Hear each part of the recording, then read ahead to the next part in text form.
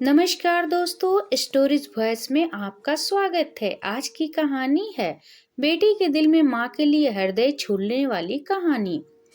जब से उसने होश संभाला है, माँ को एक हाड़ मांस की सेल्फी मशीन की तरह काम करते पाया है।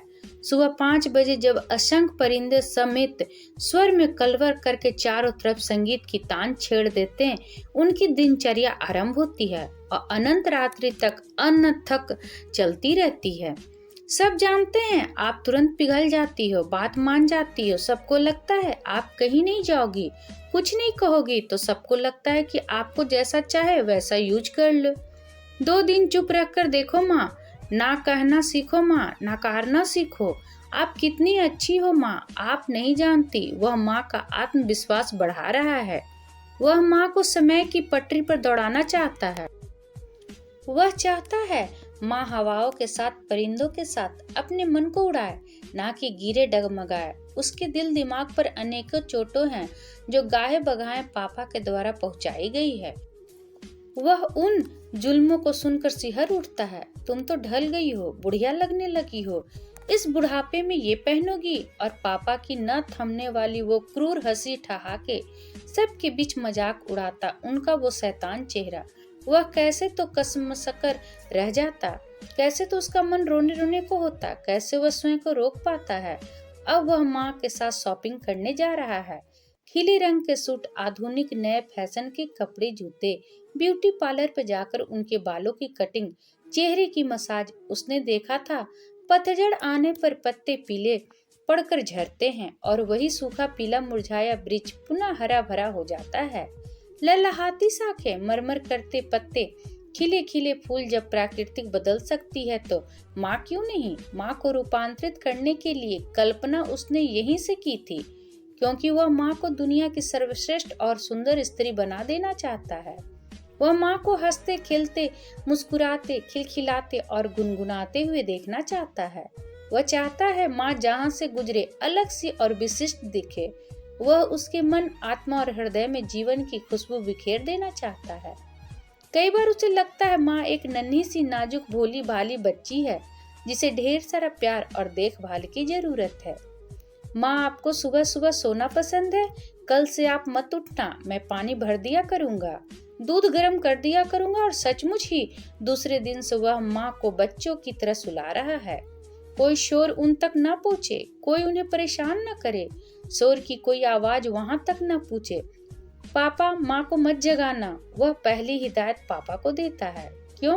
क्या तबीयत खराब है? उन्हें सुबह ही नींद आती है, बेचारी ठीक से सो भी नहीं पाती। मेरी चाय कौन बनाएगा? सुबह से इतने लोग आते हैं, दूध वाला, बाइयां और बाकी लोगों को कौन झेलेगा? पापा का गुस्सा बढ़ने लगता है। आप खुद चाय बना लिया करो ना। अपनी चाय और बाई किसके लिए है? मैं चाय बनाऊंगा? दिमाग खराब हो गया है तेरा? घर का प्रथम शक्तिशाली पुरुष यानी पापा का स्वर रूखा, तीखा और क्रोधाभिभूत हो उठता है। मैं बना दिया करूंगा बस, वह बात को खत्म करने के लिए कहता है। माँ का चमचा साला मेरे खिलाफ माहौल बना रहा है।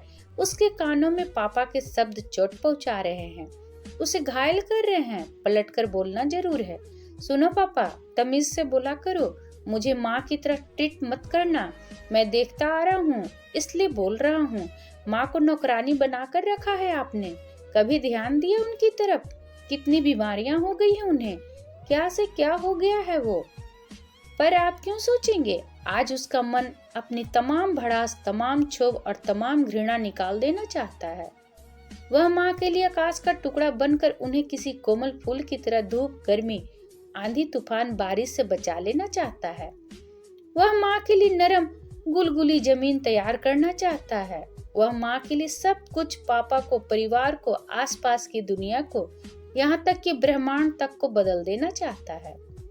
और अरसों बाद वह देख रहा है माँ उभर रही है, माँ बोल रही है, भीतर के धीरे धीरे ही सही पर उड़ेल रही है, कदम बढ़ा रही है अपने नए चमकीले सुंदर जीवन की ओर। उनके गालों पर चमक लौट रही है, उनकी आंखों में दीप जल उठे हैं, उनकी देह हल्की और स्वस्थ हो रही है। उनकी बातों में, व्यवहार में, चाल ढाल में नजाकत और नफासत दिखने लगी है। उनके चारों तरफ एक खूबसूरत सा पर मजबूत घेरा बनता जा रहा है। आपने कभी गलत बातों का विरोध भी नहीं किया माँ। गालियां, मार, अपमान कब से सहती आ रही हो, कब तक सहोगी और क्यों माँ? कोई यकीन करेगा कि वह माँ के आंसुओं को समेट रहा है अपनी लंबी मजबूत उंगलियों के पोरों में? आपको बुरा नहीं लगता? कैसे सुन लेती हो? लगता है बेटा, बहुत बुरा लगता है। आत्मा छलनी हो जाती है, मन आत्मग्लानि से भर उठता है कि क्यों यह सब सुनते रही हूँ। क्या मजबूरी थी जिंदा रहने की, पेट भरने की, समाज में स्वयं को सुखी विवाहित स्त्री दिखाने की? पर सब सोचने के बाद यही ध्यान में रहता कि मेरे बाद तुम सबका क्या होगा, कौन तुम लोगों का ख्याल रखेगा और कौन है तुम्हारे अलावा जिसके लिए मैं स्वयं को दिलासा देती रही, स्वयं के होने का अर्थ खोजती रही। पर अब तक कोई साथ देने वाला नहीं था। इतने लोगों के बीच मैं अकेली जो थी। माँ का गला रुनता जा रहा है। आंखों के सामने बादलों की चादर बिछ गई है। चादर फड़फड़ा रही है। आंसुओं के सरोवर में कमल खिलने को तैयार है। आजकल बेटे के साथ मेरे खिलाफ मोर्चा खोल लिया है। पापा का छोड़ा तीर माँ को जा लगा है। तुम्हारे खिलाफ नहीं, मैं तो खुद को संवारने की कोशिश कर रही हूँ। सबकी खुशी से खुश होती है, हम सबकी मुस्कान देखकर मुस्कुराती है, हम सबकी परेशानी से परेशान हो उठती है, हम सबकी पसंद का खाना बनाती है, खाती है। और हम सब माँ के लिए क्या करते हैं? वह गुस्से में बड़बड़ा रहा है। जो आदमी 24 घंटे उनका बुरा करने, मजाक उड़ाने, नीचा दिखाने के अलावा कुछ नहीं करता, उसके लिए सब कुछ किया जाता है। और जो माँ हर पल उनके लिए लगी रहती है, उन्हीं के अपराधी की तरह पेश किया जा रहा है। यह माँ का अपमान है, यह माँ की उपेक्षा है, यह माँ की तपस्या का मजाक है। सारा परिवार एक तरफ और दूसरी तरफ माँ के लिए। माँ कल से एक नर्स आएगी पापा की देखभाल के लिए। उसकी आवाज की दृढ़ता के आगे माँ निरंतर हो रहती है। पर बेटा, सब क्या कहेंगे? मैंने कह दिया ना, आपको सबकी परवाह क्यों रहती है? आप अपनी परवाह करना सीखो माँ। आपने पापा के लिए कोई पूजा रखी है ना? पहले भी करवा चुकी हो। हाँ, पंडित जी कर रहे हैं मंदिर में ही। आपको लगता है पापा बदलेंगे? ईश्वर ने उन्हें नया जीवन दिया है बेटा। मैं भी उन्हें प्यार करता हूँ माँ, मुझे भी उनकी चिंता रहती है। पर उनकी आदतें, उनकी भाषा, उनका रवैया, उसकी आवाज कांप रही है। दुख से भरा वह माँ का पक्ष रखना चाहता है। माँ के लिए भी वह सब चाहता है जो पापा के लिए होता आया है। या पापा अपने लोगों के लिए करते हैं, या इस परिवार के लोग सिर्फ पापा के लिए करते हैं। पापा का यह दोहरा व्यवहार उसे सहन नहीं होता। पापा के दो चेहरे क्यों हैं? पापा मालिक, माँ नौकर, पापा हुक्मरान, माँ सेवक, पापा सच्चे, माँ झूठी, पापा सब कुछ, माँ ना कुछ। बेटा, तुम मेरे लिए इतना टेंशन क्यों लेता है? कल आपका चेकअप होना है, आपको भी ठीक रहना है माँ। समझती हूँ बेटा, मैं ठीक हूँ। आपकी सेहत के लिए मैं कहते कहते रुक जाता है। वह पिछले वर्षों से माँ एक न एक मुसीबत में घिरी रही है। कभी गिरी है तो कभी बीमार पड़ी है, तो कभी बुरी खबर उन्हें झिझोड़ देती है। उनके ग्रह खराब चल रहे हैं या उनका समय। अगर ईश्वर या कोई शक्ति पापा को ठीक कर सकती है तो माँ को भी ठीक कर सकती है।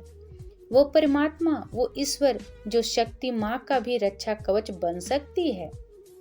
दूसरे दिन सबने देखा, घर में एक पंडित जी आए हुए हैं।